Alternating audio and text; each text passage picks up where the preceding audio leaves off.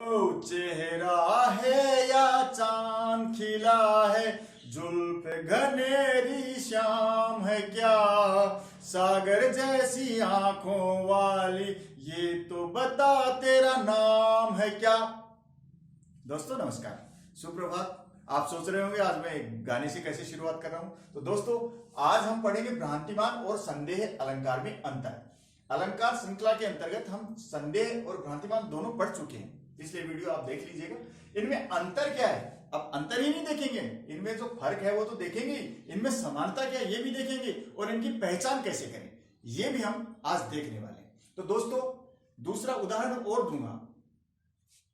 एक धर्मेंद्र की फिल्म है, उसमें एक गाना है कि चोर समझी थी मैं थानेदार निकला, चोर समझी थी मैं थानेदार निकला, छैला बाबू तो ऐसा दिलदार निकला। तो वो भी भ्रांतिमान का उदाहरण है। अब यहाँ ये एक उदाहरण मैंने अभी जो चेहरा या चांद खिला है वो संदेह अलंकार का उदाहरण दिया है, और ये भ्रांतिमान का है चोर समझी थी मैं थानेदार निकला। समझी थी मैं जिसे वो भाई जी निकला वो और कोई जी, मैंने साहित्यिक उदाहरण भी दे दिए हैं। अब मैं आपको बताता हूं कि इनमें अंतर क्या है। पहले अंतर देख लेते हैं। भ्रांतिमान में उपमेय में उपमान का भ्रम हो जाता है। उपमेय उपमान आप समझ जाओगे, नहीं समझे तो आप उपमा अलंकार वाला मेरा वीडियो देख लीजिएगा। तो वहां उपमेय क्या होता है, उपमान क्या होता है। तो उपमेय में उपमान का भ्रम हो जाता है। तो मैं बता देता हूं यहां, जैसे मैंने हाथी वाला उदाहरण दिया था, ठीक है, हाथी वाला उदाहरण दिया था, तो उसमें हाथी एक जो रस्सी पड़ी है या सांप पड़ा है उसको काला गना समझ के खा जाता है, उठा लेता है, और सांप क्या समझ लेता है, यानी हाथी को जो उपमेय है उपमेय उसमें उपमान का भ्रम हो गया।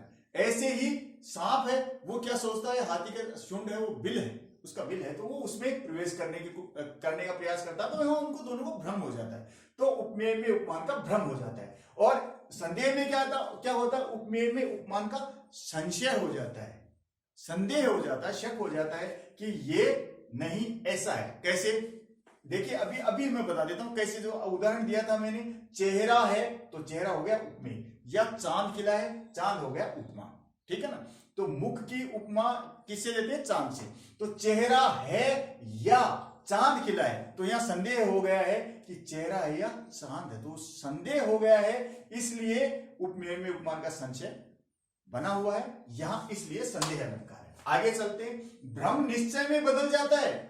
भ्रम होता है कि ये चीज ये है तो वो उसको वो ही मान लेता है, बेशक निश्चय विपरीत होता है। देखिए नीचे, विपरीत निश्चय भ्रांति हो जाती है और वो उसी को मान लेते हैं, विपरीत निश्चय को ही मान लेते हैं। जैसे किसी को रस्सी पड़ी मिल गई, उसको काला सांप समझ लिया, काली रस्सी है काला सांप समझ लिया, तो उस निश्चय को मान लेते हैं। सांप ने उसको हाथी की सूंड को बिल समझ लिया, तो बिल मान लिया उसने। निश्चय बेशक उसका विपरीत है, लेकिन उसने निश्चय कर लिया कि ये बिल है।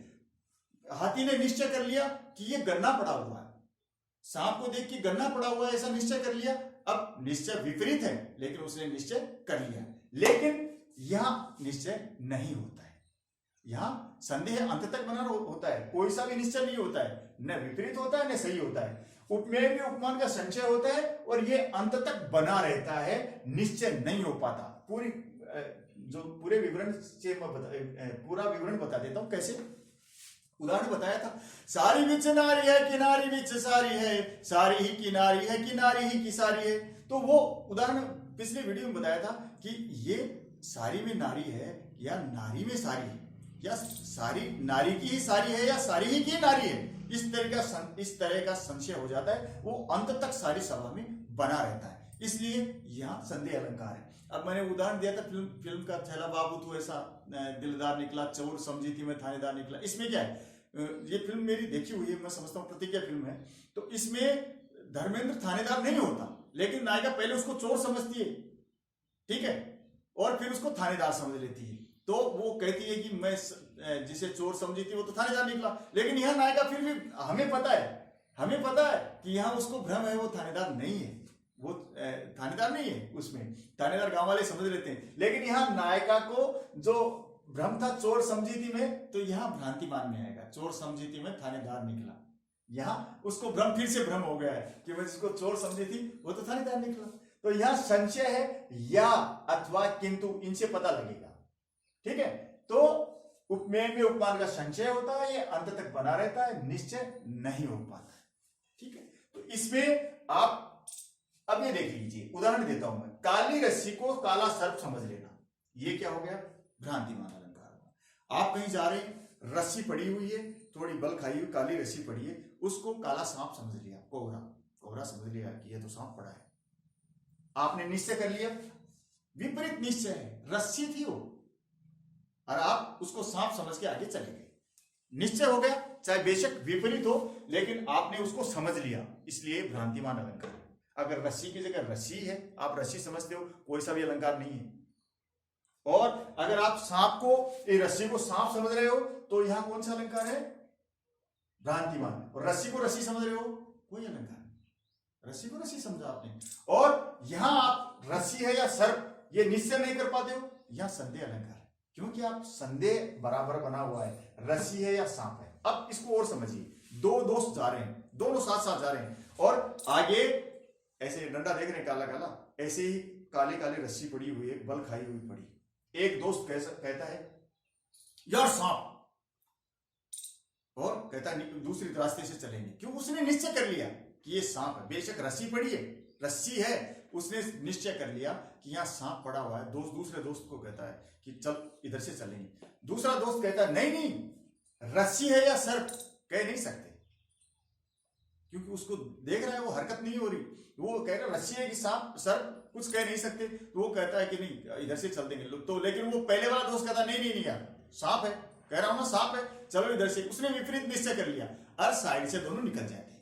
अब आगे जाके फिर दोनों दोस्त बात करते हैं, तो पहला दोस्त कहता है, पहला मित्र क्या कहता है कि सांप था यार, इतना बड़ा सांप था, ऐसे पड़ा हुआ था सड़क के ऊपर, यानी उसका विपरीत निश्चय था। यहां वो दूसरा दोस्त कहता है सांप था या रस्सी, कह नहीं सकते, सांप था या रस्सी कह नहीं सकते, उसका संदेह अंत तक बना रहता है। तो इस तरीके से यहां हम इन दोनों एक ही उदाहरण से हम समझ सकते हैं कि भ्रांतिमान और संदेह में क्या अंतर है।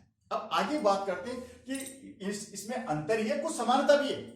तो दोस्तों आपको बता दूं कि इनमें समानता भी है। दोनों क्या समानता है? भ्रांतिमान, भ्रांति क्यों होती है? आदमी को भ्रम क्यों होता है, अज्ञान क्यों होता है? सादृश्य के कारण, एक साथ दिखने के कारण। काली रस्सी ऐसे बल खाई हुई पड़ी थी, तभी तो सांप जैसी लगी, तभी तो भ्रम हुआ, तभी भ्रांति हुई। हाथी की सूंड खोखली थी, बिल का भ्रम तभी तो हुआ सांप को। और वो सांप काले गन्ने की तरह गिरा हुआ था सीधा, इस तरह सीधा, तो उसने गन्ना समझ लिया, हाथी ने सीधा पड़ा था, बल खाया हुआ नहीं था। तो सांप ऐसे सीधा पड़ा था, तो हाथी ने काला गन्ना समझ लिया। तो सादृश्य के कारण यहां क्या होती है? सादृश्य के कारण तो भ्रांति होती है, भ्रम हो जाता है, अज्ञान हो जाता है, इसलिए ये समानता है। तो यहां संदेह में क्या है? समानता है। तो इसमें सादृश्य, इसमें भी रूप गुण की समानता है। रूप और गुण की समानता के कारण ही संदेह उत्पन्न होता है। बेशक वो निश्चय नहीं कर पाते, इसमें तो विपरीत निश्चय कर लेते हैं, इसमें निश्चय नहीं कर पाते, ये बात तो है, संदेह बना रहता है, लेकिन संदेह तो है। तो यहां भी समान रूप गुण की समानता है, यहां भी सादृश्यता समानता है, तो ये दोनों में समानता है। अब दोस्तों हमने अंतर भी जान लिया, समानता भी जान ली। अब ये तो जाने कि इनकी पहचान कैसे करेंगे, ये जरूरी है कि इनकी पहचान कैसे करेंगे। कई बार बच्चे भ्रांतिमान को संदेह समझ ले, संदेह को भ्रांतिमान। तो सरल सी पहचान है, मैं बता देता हूं आपको कि जहां कि जानना, मैंने ये जान लिया, ये ऐसा था ऐसा जान लिया। समझना कि मैं इसको ये समझा था, ये था, समझी थी मैं जिसे और कोई जी, निकला वो और कोई जी, है ना, इस तरीके से। और ये ऐसा जानना, भ्रम होना, भ्रांति होना। 20 दाड़िम का समझकर भ्रांति से, मैंने एक उदाहरण समझाया था पहले कि वो 20 दाड़िम का समझकर भ्रांति से देखकर सहसा हुआ सुख मौन है, सोचता कि दूसरा सुख कौन है। नाक का मोती अधर की कांति से, पहली लाइन, नाक का मोती अधर की कांति से 20 दाड़िम का समझकर भ्रांति से। तो भ्रांति शब्द आ जाए, भ्रम आ जाए, जानी समझ जान, ऐसे शब्द आ जाए ना, तो ऐसा कुछ लिखा नहीं कहीं, मैं आपको अपनी तरफ से बता रहा हूं, ऐसे शब्द आ जाए तो आप समझ जाना क्या भ्रांतिमान अलंकार है। तो फिर संदेह को कैसे समझेंगे? संदेह को समझना बड़ा सरल है। संदेह में कैसे शब्द आएंगे? की, कैंधो, किमा, दो, या, अथवा आदि शब्द आएंगे। तो इनसे आप समझ लेंगे। देखिए मैं थोड़ा सा कैमरे को थोड़ा नीचे कर देता हूं, आप देखिए, की, कैंधो, किमा, ध्यो, या अथवा आदि शब्द आ जाए तो आप समझ लेना वहां संदेह अलंकार है। तो दोस्तों ये जो मैं लिखता हूं ये आपके नोट्स के लिए लिखता हूं। आप ये मैं ऐसे आपको भ्रांतिवान और संदेह लिख के भी समझा सकता हूं, ये अंतर समानता पहचान। लेकिन बहुत से मेरे सब्सक्राइबर हैं वो नोट्स बनाते हैं, पढ़ते हैं। 9वीं से लेके 12वीं तक के बच्चे हैं। फिर कई बच्चे तो ऐसा भी लिखते हैं कि सर मेरे आपके नोट से MA हिंदी में काम आए। तो मैं बड़ा खुशकिस्मत महसूस करता हूं अपने आप को कि मैं बच्चों के काम आ रहा हूं, इसलिए मैं इस पे लिख भी देता हूं। तो आप नोट्स बना लिया करो। मेरा वीडियो तो देखते ही नोट्स बना लेंगे तो आपके आगे काम आएंगे। और एक कॉपी इनकी हिंदी साहित्य की कॉपी अलग ही बना लीजिए, व्याकरण और हिंदी साहित्य की। मैं और भी वीडियो डालता रहूंगा, आप मेरे साथ बने रहिएगा। मैं अगले वीडियो में फिर से मिलता हूं। तो आज इस वीडियो में हमने अंतर, भ्रांतिमान और संदेह में अंतर पढ़ लिया है, समानता पढ़ ली और पहचान कैसे करनी है। भ्रांतिमान और संदेह में एक बार और रिपीट कर देता हूं।